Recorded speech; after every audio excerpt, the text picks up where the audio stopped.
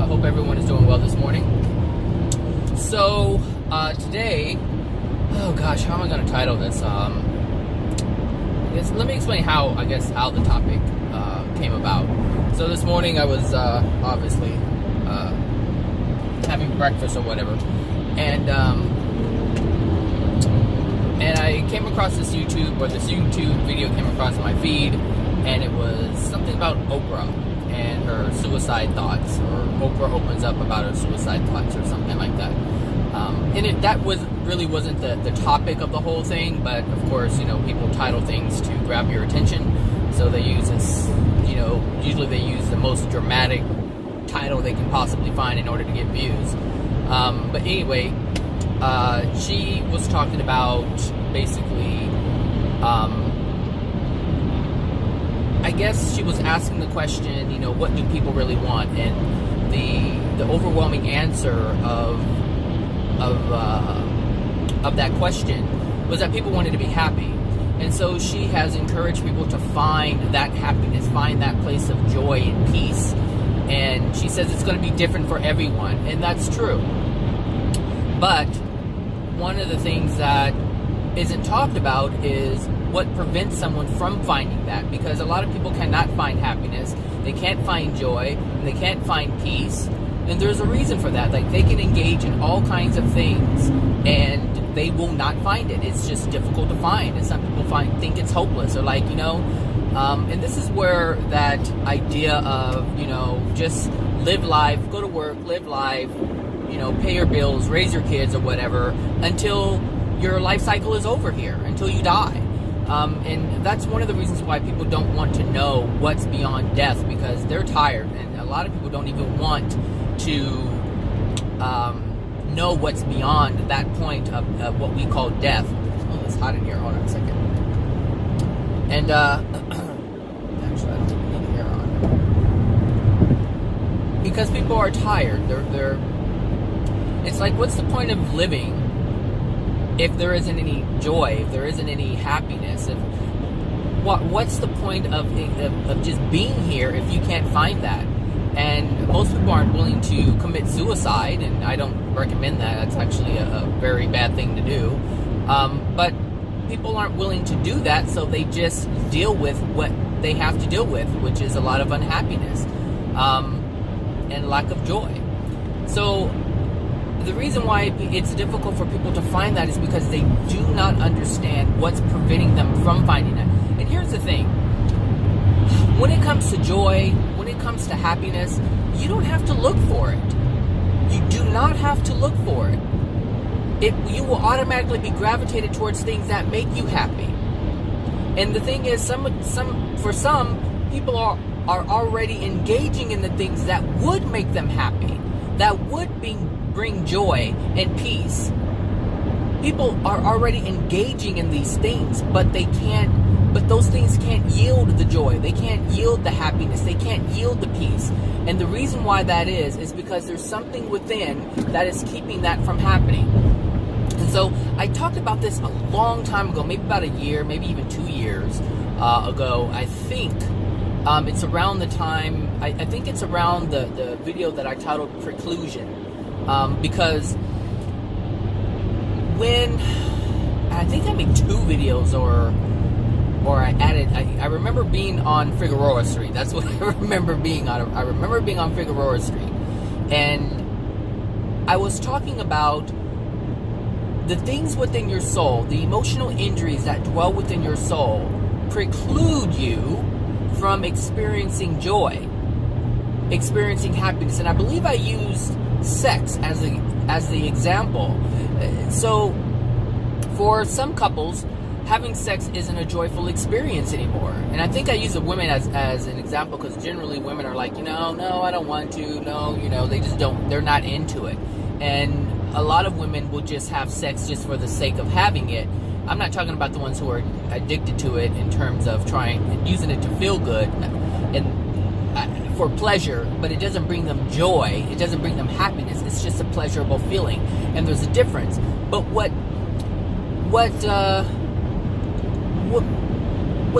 differentiates the two are the emotional injuries that are within that suppress. So anytime we suppress pain, anytime we suppress any kind of hurt, anytime we suppress anger, we also suppress the body's ability, or the soul's ability, I should say, to experience joy, to experience happiness. So let's just say, if you were a painter and you were younger, that brought you so much joy. It just brought you a lot of happiness. But as you got older, you tried to engage in the same practice of painting, but it doesn't yield the same joy. It doesn't yield the same happiness. It doesn't yield the same peace. That's because as we grow older, we suppress a lot of pain. We experience pain emotionally, but we suppress it and we don't deal with it. And so as we shove it down, we also shove down the soul's ability to have, or to experience, or to have the pain, the happiness and the joy that activity would have normally yielded. This is the difference. And so when I was listening to Oprah, she was like, you have to find that place and let it flow. See, here's the thing with Oprah's experience is Oprah's experience. And so she allowed herself the freedom. If you know anything about her history, you knew that she was, born into poverty. She was sexually assaulted by her father. And there's all kinds of things. There's racial discrimination. There's gender discrimination. There's all these different things that Oprah has experienced as an adult, and she has suppressed it and suppressed it and suppressed it. And so she has always tried to seek the answers to being happy. And the thing is, she did what she wanted to do, but that was her path. It's not going to be the same for everyone. And no, everyone is not going to be a talk show host, and not everyone wants to be a talk show host. And that's my point. It is going to be different, but the reason why you can't have joy and happiness is the same. It's because there are emotional injuries that are within the soul that prevent this from happening. You can have all the money. She has all the money, and she still battles with depression. And here's the thing, they were showing clips of, her doing, hold on a second, I need some water.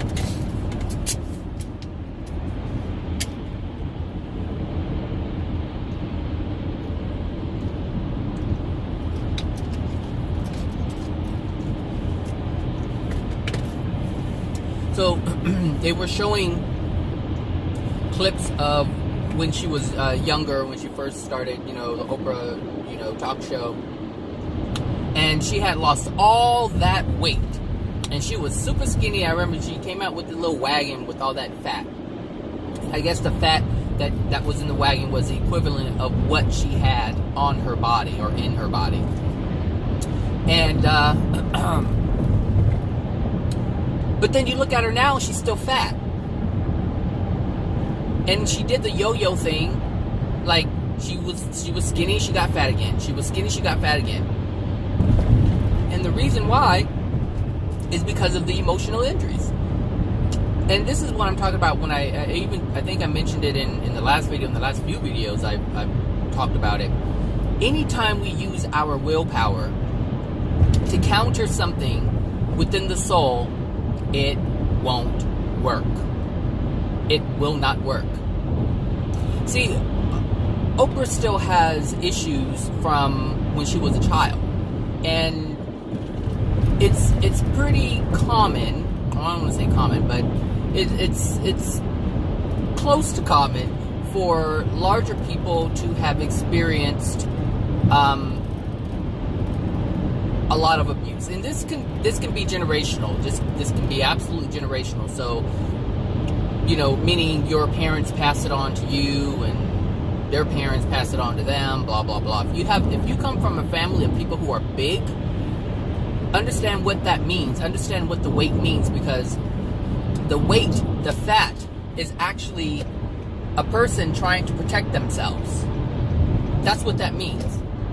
They're trying to protect themselves from something, and it's like an insulation. It's like a protective barrier that they create within themselves in order to protect themselves. Now, these are emotional injuries that they're trying to suppress, and they're trying to protect themselves from people knowing this. And this is what's happened with Oprah. Oh, I think I need to get over it one more time.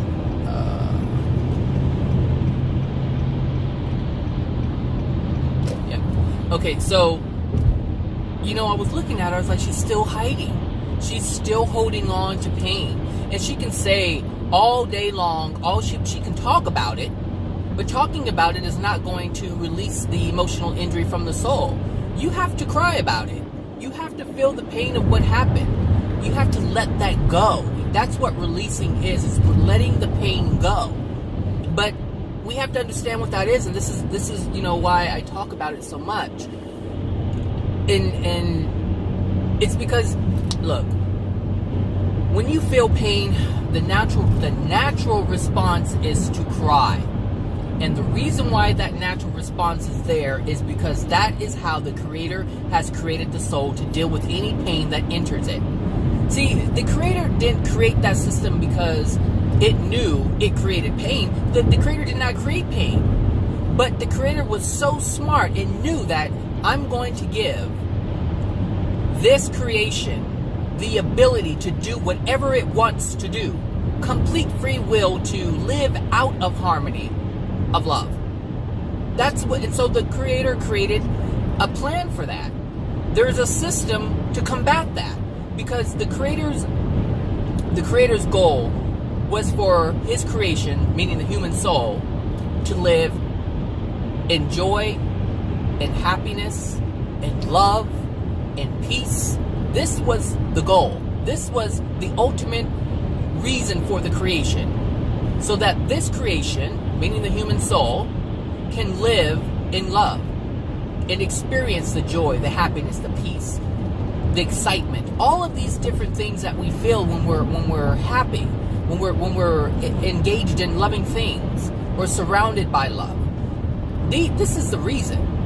But the Creator knew, I'm going to give this, the pinnacle of my creation, I'm going to give this soul the ability to do whatever it wants to do. And that means that they may create in a direction that is opposite of what everything else is.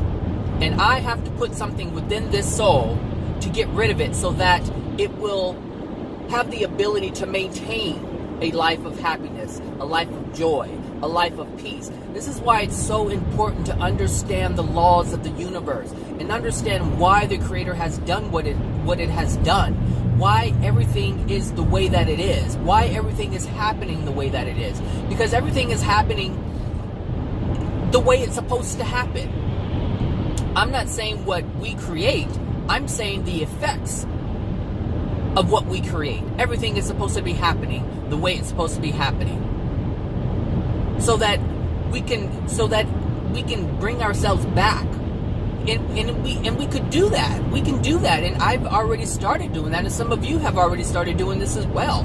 Meaning you have started to recognize the things that you have done that are unloving, the things that you are doing that are unloving. You have attempted to identify the things that are causing you from being happy, from having joy, from having peace. You have already started this journey, this journey of being aware, being self-aware. That's what this is about. That's what being self-aware is about, is to understand what's going on, why it's going on, and find the ways or the tools or the keys or whatever to bring yourself back or bring yourself into a space where you don't have to have pain. You don't have to have worry. You don't have to have stress. You don't have to feel obligated. You don't have to feel any of these things that are negative, that are oppressing of the soul. So when it comes to being happy and having joy, if you're not able to find that, it's because there's something within you that's preventing that from happening.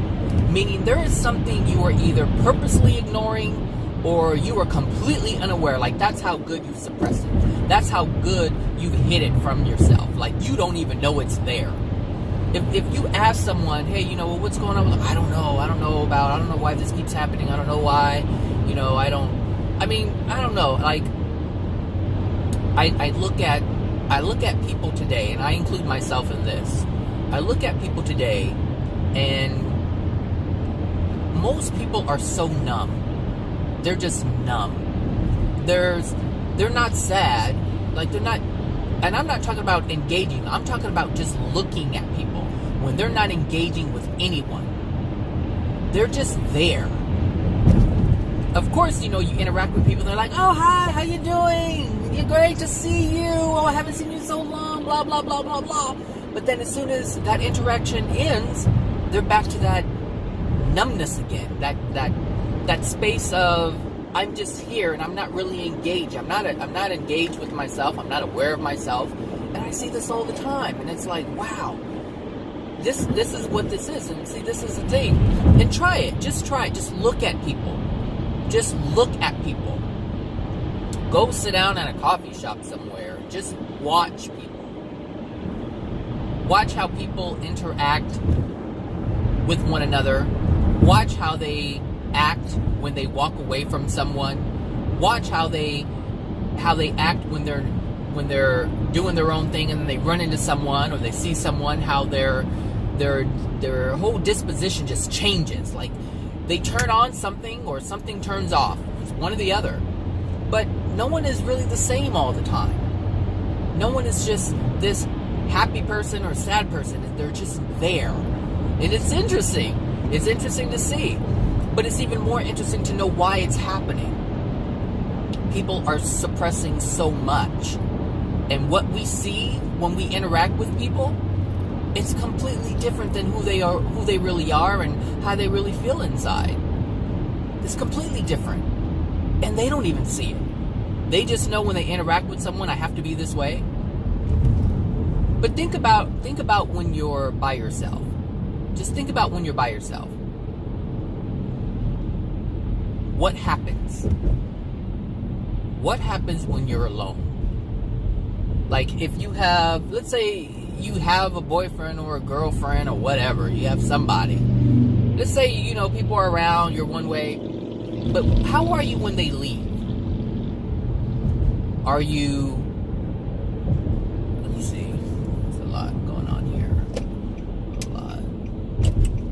Are you more happy? Are you less happy? Are you just I don't know, just look at yourself. Look at what's going on. Honestly, all these people do not want anybody to get in. Thank you. Just look at yourself, because I'm different. I'm different when I'm around people. Sometimes. Depends on who it is.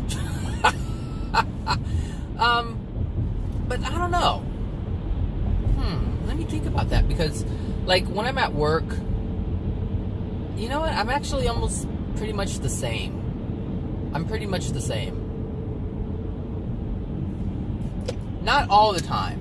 But like for instance, like when I'm at work, I'm just at work. I don't really engage with people too much. When I'm at home, sometimes, I'm pretty much the same. The only time I get really excited, actually, when I'm by myself, that's when I'm the most happy. To be honest, that when I'm by myself, that's when I feel more at peace. And I think that has a lot to do with the things that are going on with people around me. And I feel that. And so I rather be alone, because when I'm alone, like I laugh all the time, like by myself, not because I'm crazy, but because I think about things and I just laugh. Like oh, something smells skunky. Hold on a second.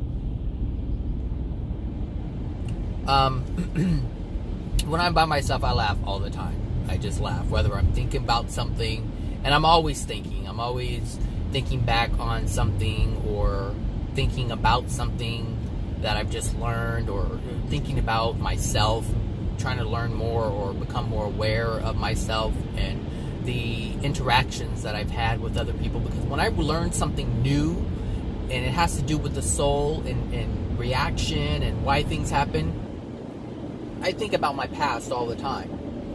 I think about the things that I've done to people. I think about the things that people have done to me. I just think about it, and I try to understand the patterns, understand why these things were happening, or, like I understand, like, oh wow, this has been happening my entire life and I didn't know it. Like, that's what I do, is I think about these things. And sometimes I laugh. I'm like, oh my gosh, that's so embarrassing. Like, I remember doing that, you know? But I also, you know, I laugh when people are around too, you know? But mainly I laugh more when I'm by myself. I mean, I think these videos are... these videos are proof of that, because there's nobody in my car. And I'm always laughing. Like, I'm always laughing. So I know that there's... I know that there's something in there that, there's still joy and happiness in there somewhere. Now, not everyone has, some people have so much traumatic experiences, or so many traumatic experiences that, they can't find that joy and happiness anymore. I have it still. It's not completely gone, but, it wasn't always there. Like, sometimes it came and went, and it really depended on the things that were going on in my life at the time. And I know that I'm not happy. Like, I know I'm not happy. There are things that I find amusing and funny, but that does not mean that I'm happy. And I can say for a fact I am not happy. That's not where I am right now. That's not who I am right now. And there are reasons for that. There's all kinds of reasons for that. And it all stems back from my childhood. All of it. Not so much what happened as an adult, but the things that have happened when I was a child that have carried on or carried over into my adulthood. Because here's the thing. Your wounded self, your wounded child, the little boy or girl who experienced all the traumatic whatevers growing up, it doesn't matter what it is. That's who you are. That's who you are. It's that little person that is determining your life experience at this moment. Yours, mine, and everybody else's. That's who is governing your life. All of those painful things that have ever happened to you, the universe is responding to that child. And as an adult, for the most part, people are not in tune with that. And this is why they ask the question, why is my life like this? Why is my life so painful? Why do I have to experience this? Why isn't my life changing? Despite the fact that I have done everything in my power to change it, why is it the same? Because your child is still there. That little boy or little girl who was wounded is still there. And you have ignored it. And it's saying, damn it, look at me. And the universe is helping it to be recognized. The universe is helping that child to be seen. And for the most part, most of you are ignoring it. There's a lot of my child, I won't. But it wasn't until recently that I even began to even look at the little wounded person, the little wounded boy from when I was a kid. Because that person is still me. I haven't grown up from that. And you cannot. You have to deal with it. You have to help the little one. You have to help the little one heal. As an adult, you have to help you, the little you. The me, if you will. I mean, that's what needs to be addressed. And we're not willing to do that. People say, oh, it happened a long time ago, it doesn't matter. That's a bunch of BS. And as long as that idea, as long as that thought is active, you will continue to experience the things that you are experiencing. And that means no joy, no happiness, no peace. And you may think you're doing things with people and you're laughing. Nope, that's not it. That's not it. And you won't know what happiness is. You won't know what joy is. You won't know what peace is until you've experienced it. You won't know. And you can think that you know what it is now, but I guarantee you, when you truly experience it, when you truly have a taste of it, you'll say, that is not what I was experiencing back then. This peace, this joy, this happiness, this is not what I was experiencing.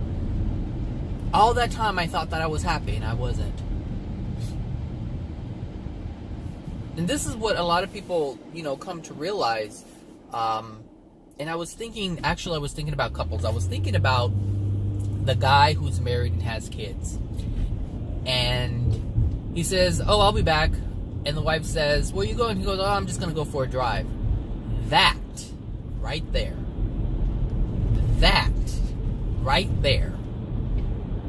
is a person who is not happy.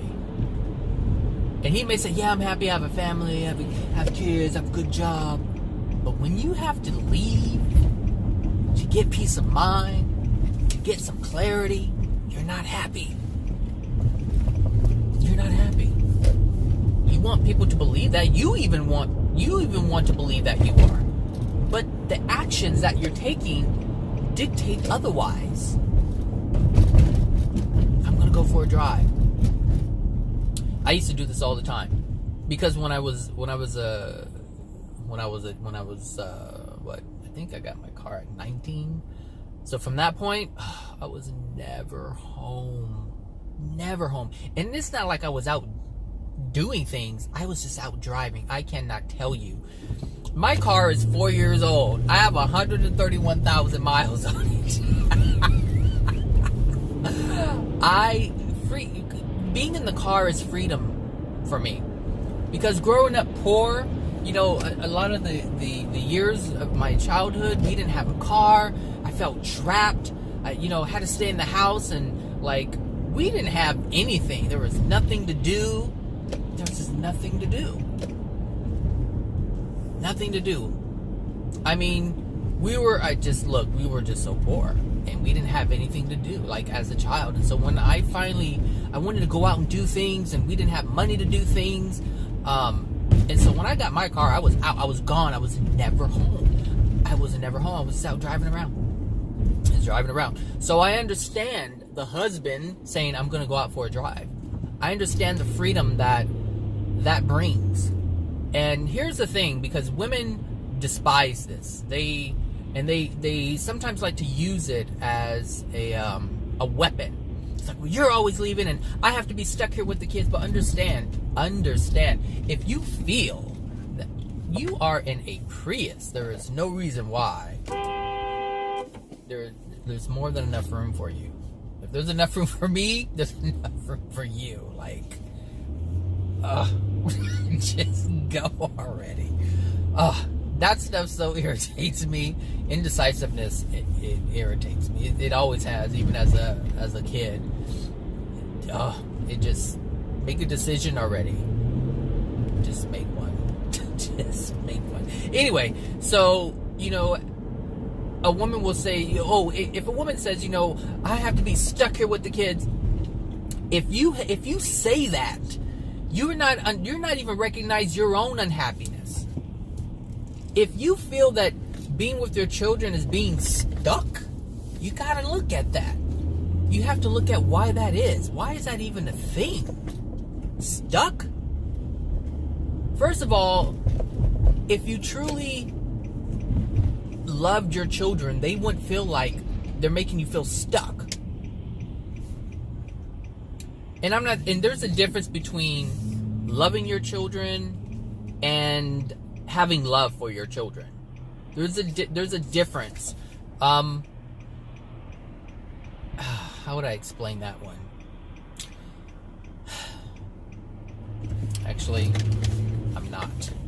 I'm not going down that road right now. I will, I can. I'm not going down that road right now. Not on this video. Anyway, so if a man goes out and he's able to, get in the car and clear his mind and have that sense of freedom and not feel so overwhelmed, because there is a great deal of pressure for a man to maintain a family, have to work and maintain a family. There's a certain sense of obligation that must be met. And if a woman is a housewife, then they won't understand that pressure. But if a woman is the sole provider, then they understand this pressure. A single mother will understand this pressure. But there is a pressure there to maintain, because this is your family. And sometimes it's so overwhelming. And it's not the wife, it's not the kids, it's not that. It's the pressure of having to perform. It's the pressure of what is going to happen if I fail. These are the stressors and the pressures that are within, or that are within the breadwinners of the family. And I'm not saying that mothers or stay-at-home moms don't have stressors, because they do. They have their own. I mean, maintaining the kids and making sure that they are okay and whatever. I'm not a parent. I mean, I raised my brother for a little bit, so I kind of have an idea as to what that is. But there are pressures. There are pressures on both sides, and this is the issue. Sometimes that's what I wanted to say. There is nothing to say that a woman cannot go out and take a drive and get away. There's nothing to say that can't happen. Now, a woman will purposely not engage in that, even though they want to get away and they want to, get away from the responsibilities, just like a man wants to get away from the responsibilities and take a break. Mentally and emotionally, a woman can do that, but they won't. Not all of them. There's a lot of them who won't do that. Because, there's a lot of reasons. One, because they try to hold it. They try to hold that over. It's like, you're always gone, taking your drives, and I have to be stuck here. And this is an unloving thing, women. This is a very unloving thing, and you damage yourself. You think you're damaging the one you're with. You think you're letting something build up so you can use it against them later. You're harming yourself, I'm telling you. You are darkening your soul, because the lack of love that needs to be present in order for that to happen, in order for you to use something or hold something over someone's head, if you're having to sacrifice your own well-being, you're harming yourself and someone else. So understand what you're truly doing, and the level of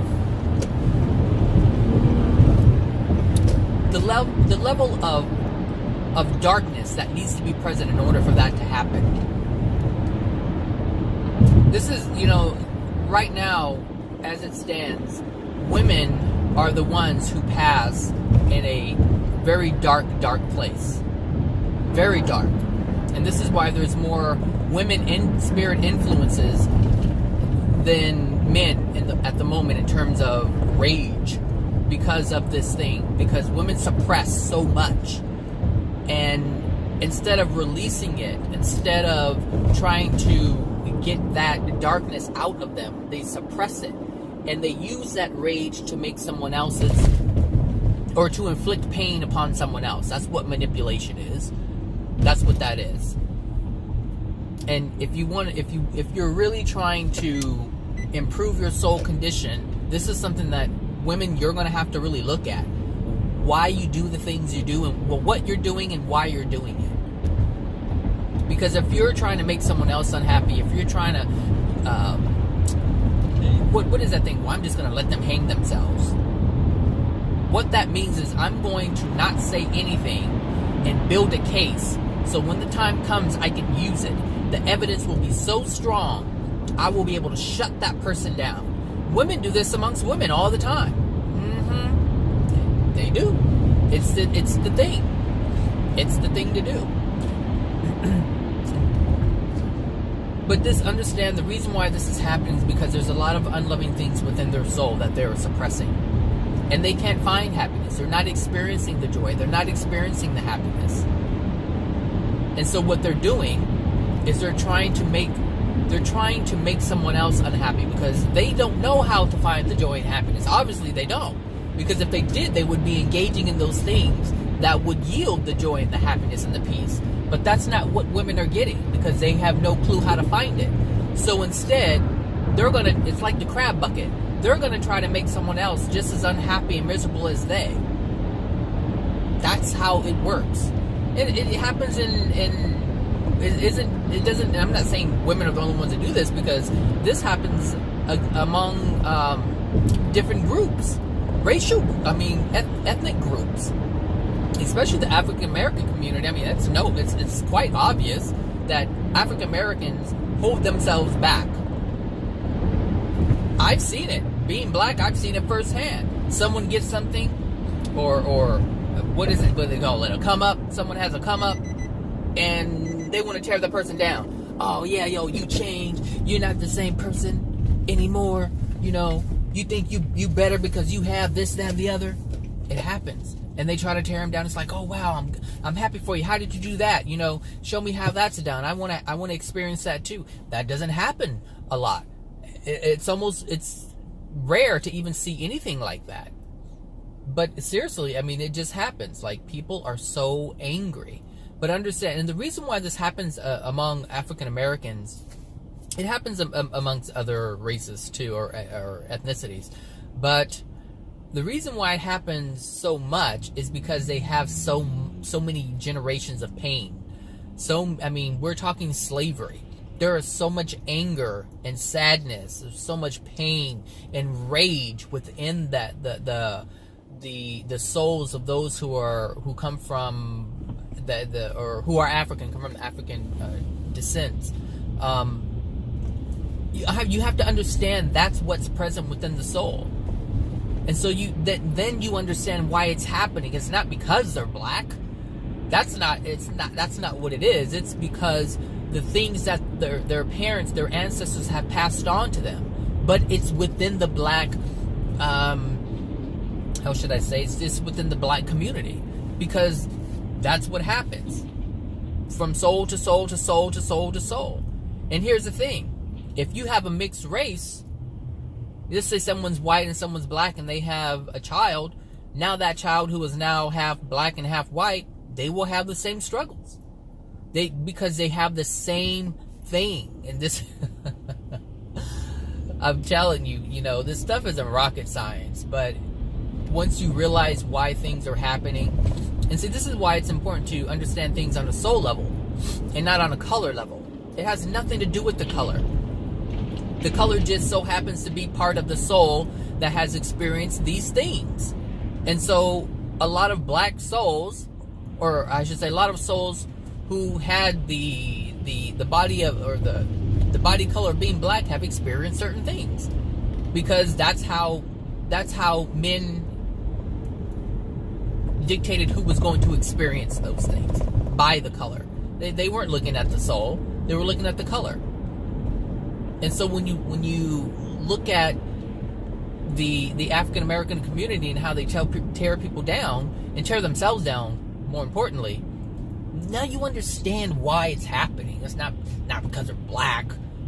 Well, it is because they're black, but it's not because they're black. It's happening because it's within their soul. That's why. Because the souls who had the black skin experience certain things. And that's how it's transferred from soul to soul. At conception, all of those emotional injuries are transferred. Just like that. It's cold as I don't know what in here. Oh, well, it's on 60 degrees. No wonder. He froze out. So, anyway, when it comes to joy and happiness, and this is why you don't see it amongst African Americans. You don't see it. You see a lot of anger, you see a lot of rage, you see a lot of violence. Look on YouTube and look at what they think is bringing them joy and happiness. Just look at it. I'm not going to say what it is. I don't have to. You can just look at the evidence when you look at these YouTube videos. Look at what they believe brings them happiness. Look at what they laugh at. Just look at what they laugh at. Look at who they're laughing at. Look at who they're making fun of. Just look. You don't need me to say it, because it's already there. They've already done it. That's all. That's all. And you'll see it. I see it when I'm driving. When I'm driving and, you know, someone's crossing the street,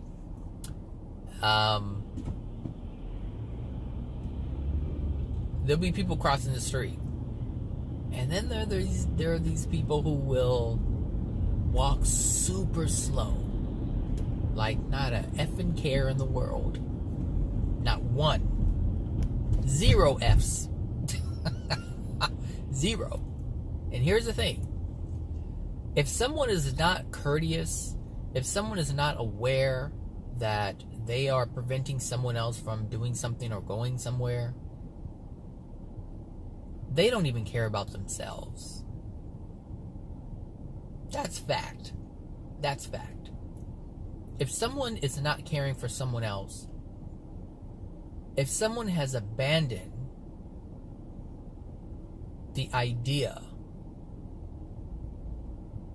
of allowing someone else to have freedom or joy or happiness, they've already excluded themselves from that already. They've already given up. Look at these zombies walking around. Just look. They look like zombies. Like they could give 0 Fs. Just 0 Fs. And they walk like, seriously, like, and I see it a lot in the hood because here I work in the hood.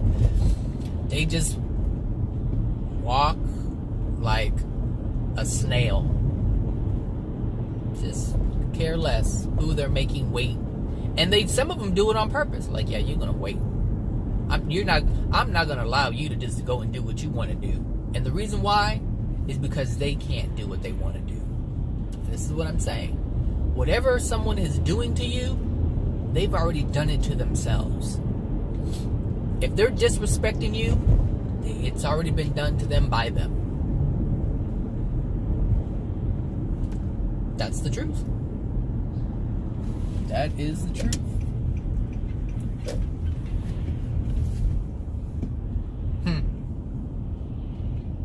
This is why you cannot attempt to change the world.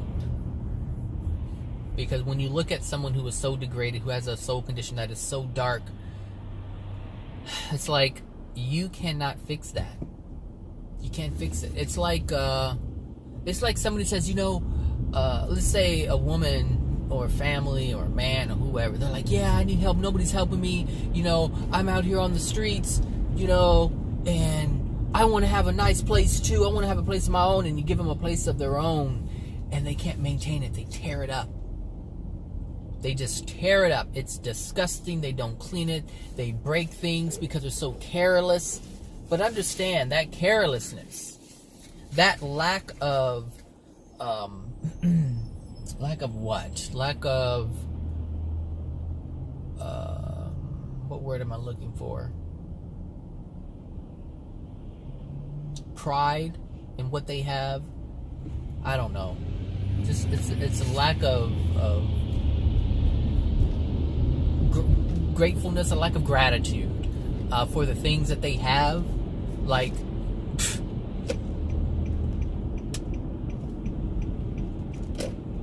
that shows that, or I should say, like we have, like, for instance, I work in mental health. Some of you already know, and the program that I work for helps homeless people. So the people you see on the streets with mental illnesses, we help them get into a place. And we do. And we put them in a place. Like, they have a single, we call them SRO, single room occupancy. Or we find them like a boarding care or a transitional home or something. We find a place for them. And some of them are so destructive, they don't care. They don't care whether they're taking care of their place. They don't care. They just don't care. And the reason why they don't care is because they don't care. They want, and they say, hey, I want a place of my own. I want to be like everybody else. I want. And then you give it to them and they cannot maintain. They cannot sustain the thing that you give them. And that idea of having a place that is theirs, it can't last. It doesn't last. And for some, they're asked to leave because they don't know how to live in an environment like that. They don't know how to take care of things because they don't know how to take care of themselves.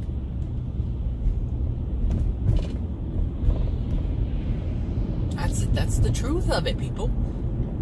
So when it comes to the joy and the happiness, when you see people who are angry and rageful, they can't be happy. There isn't anything you can do to make them happy. So I know these people want to change the world. You can't. You can't. And look, there's like over 7 billion people on the planet. And world peace, what people call world peace, is that they want everyone to get along. Your best bet is to make sure that you're okay. That's your best bet. To make sure that you're in a good place. To make sure that your soul is in a good place. To make sure that there's love and happiness and joy and peace in your soul.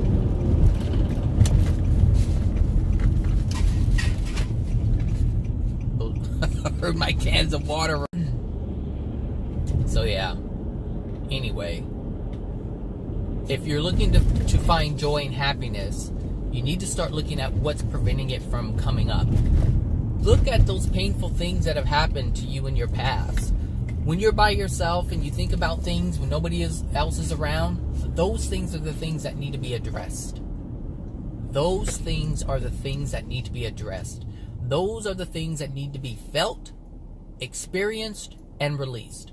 And once you do those things, you will be able to engage in things and find the joy and find the happiness and find the peace. You will be able to do that. And the people who can't find peace, and here are the people who can't find peace when they're by themselves. These are the codependents who have to always be around people to do things. They cannot, there's no peace when they are by themselves because they have all these things going on in their mind and they need the distraction. They look for distractions. These are called addictions. All right?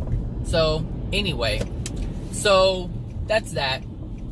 Hopefully that made some sense to some of you, and some of you understand why you haven't been able to find joy and peace and happiness, because there's something inside you that's not allowing it to happen. You have to. It's like when you have the flu and you have all this mucus and you can't get better. Well, why can't you get better? Because there's mucus in your lungs. There's that crap is still there preventing the wellness from happening. And that's the same thing with happiness. There are emotional injuries that are so painful that are keeping you from being happy. Just like that phlegm in your chest is keeping you from being well, which is a form of happiness. You can't be happy when you're feeling sick. You have to get that stuff out of you.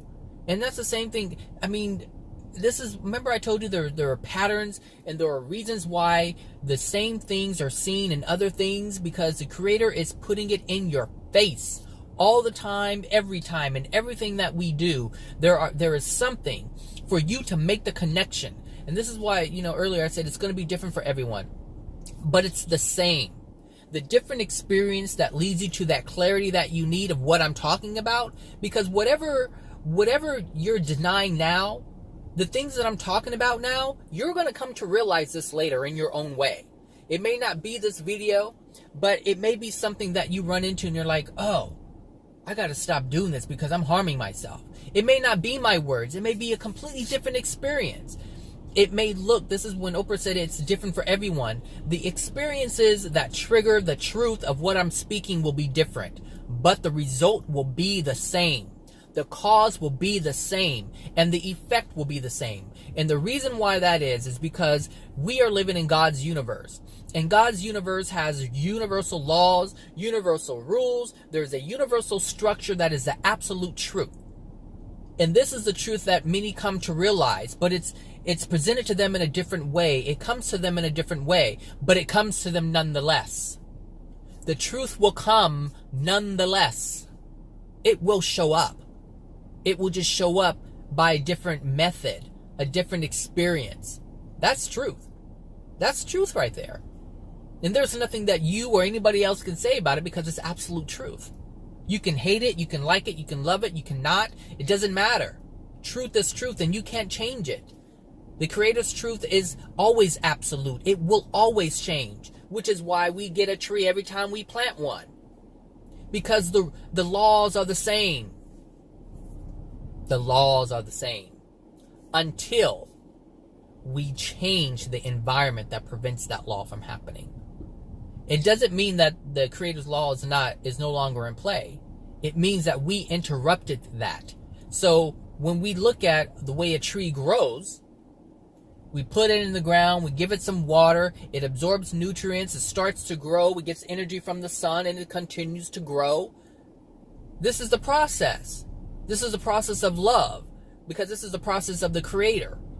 But then when we go putting chemicals and other things, and then the tree doesn't want to grow or it doesn't yield fruit, it's not that the laws, the universal, absolute universal laws have changed. It's we have done something to interrupt the love. We have done something to interrupt the law from acting the way it was designed to act. And so when we look at our soul and why it's operating the way it's operating in this form of dysfunction because we have done something to it. God did not do this. The Creator did not do this. We did it. And every time we shut ourselves down, every time we absorb some pain, every time we believe something that's not true, we are it's like we're putting chemicals in the ground and the tree is not able to grow. And so we're putting all these unloving things within our soul, and it's not able to grow the way it was meant to grow. But if we remove the contaminants from the ground, if we remove the contaminants from the soul, then the soul is able to expand and grow as it was designed to. But we have to clean up our own mess. We're able to get help. Of course you can ask the Creator for help. But if it's not sincere, you won't get it. You can't. Because that's another rule. That's another law. You must be sincere in your intent. If this is a desire, or you must be sincere in your desire.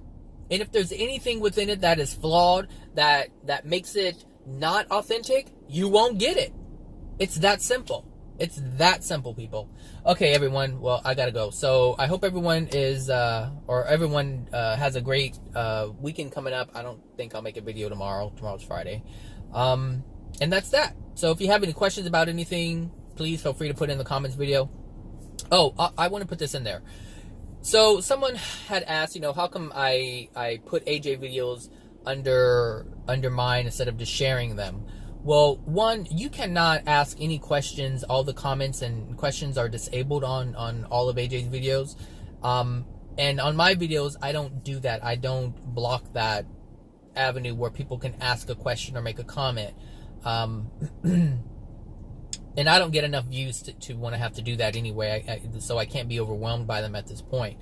So that's why I do that, because people do have questions, and you can't, unless you email them directly, you can't just like in the moment say, hey, what does this mean, or share your story so that someone else can read your story, because the truth is we're not alone.